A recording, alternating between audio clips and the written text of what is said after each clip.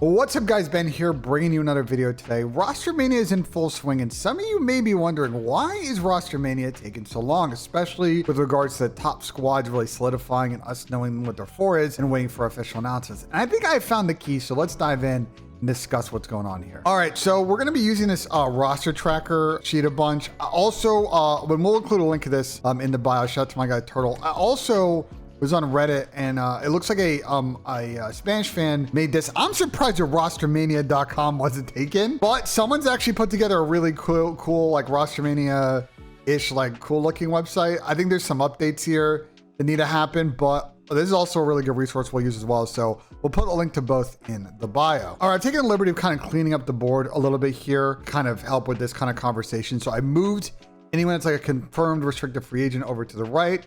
We see free agents and then rumored free agents as well. I've kind of put over there just to sort of clean up the board a little bit. So here's what I think is what's holding Rostermania back. Normally in Rostermania in past years, Optic and FaZe were kind of the first sort of dominoes to fall. I think for Optic, obviously they're not making a change, so they're sort of out of Rostermania, really just kind of enjoying the mix. And for FaZe, because I think at the moment, this is a bit of a simp looking for three situation. They aren't really going to be the lead domino because there are more kind of confirmed form teams that I think are a little bit more stable situations. A lot of people thought that Falcons might be the first domino this Rostermania, but I'm gonna be honest, I think the issue is they don't really have the core of two that people are jonesing to play as their first option.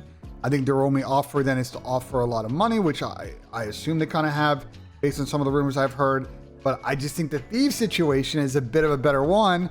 And so Falcons are kind of waiting on what goes on and some other stuff. Now, obviously Falcons could like full blow it up, but I think if they've explored that route, we would have heard it by now. So I think it kind of is what it is. So I think what's going on here is the Thieves situation. I think that is kind of what's holding things back. And in particular, I think sort of two-ish decisions that they are contemplating making / people involved with need to make. And that's kind of what's holding a lot of the formation here back. So I think the first thing is what they're doing about this AR spot. Now, yesterday, if you were browsing the timeline, you saw that DanGhosty confirmed that he is a restricted free agent. So it looks like, based on the reporting from Ronnie and some other people, that Thieves are moving on from DanGhosty. So I think Thieves is three options that they're looking at here.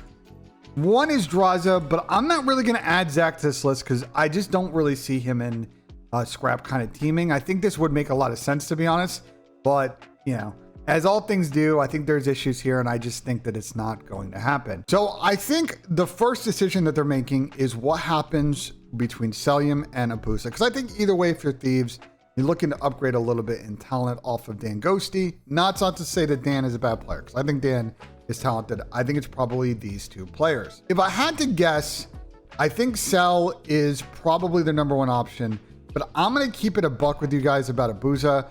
I think Abusa is linked to virtually every situation here on the board.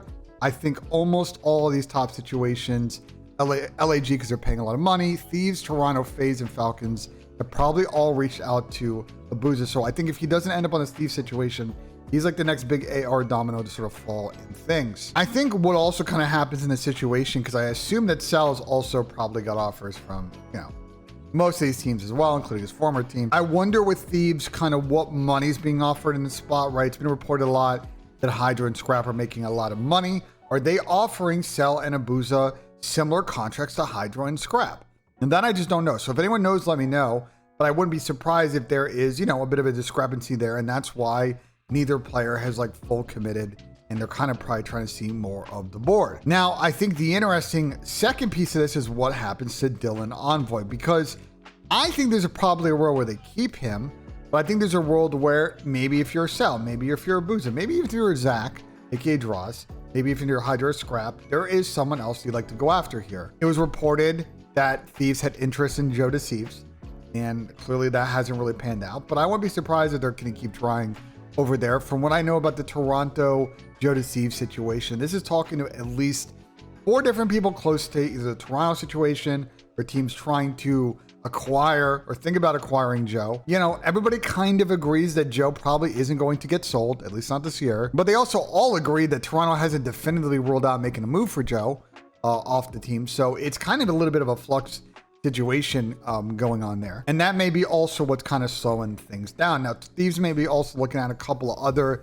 SMG options. They could also try and do an Envoy for Kleenex swap, which I actually don't hate if they want to make that move. I think Toby on Thieves would be really interesting. I think a BZ is another really interesting option, especially if you are running back the Cell and a BZ duo that has been, you know, pretty good over the years as far as championships in the ring and stuff like that. The Tyler and MC still on a team, I don't know. But that would, you know, I think from a skill standpoint, and there's no disrespect to Envoy, I think him and Kleenex are theoretical upgrades. The only thing is the rest of this list, like, I don't think they would do the Neptune thing. I just don't really see how Envoy for Nep really makes them better. If anything, it makes them more rogue, and I don't think that makes them better. A Celium Scrap Hydra Neptune team, like, who's getting in hill, who's carrying bomb, like, that becomes a real conversation instead of a fun conversation. There's a couple of more, I think, potential options there. 04, although I think it seems like this would be a bit of a lateral move for them, and at that point, you just kind of keep Dill. My guess on 04, just because FaZe, you know, if they're moving on from a BZ, maybe also moving on from Drazah and Cell, I think 04 probably goes to either FaZe, LAG, or Toronto. Real, similar thing to kind of Neptune, the next kind of vibe. I see it, but I think there are other players in front of that. And Kiz is the same thing as Envoy. It's just, it's the same thought process, but at that point, you might as well just keep Dill because you won events with him. So look, I think kind of the net of this is that until Thieves have a definitive 4, right? And that may be a product of them making decisions, especially in regards to whether they're making 1 or 2 changes.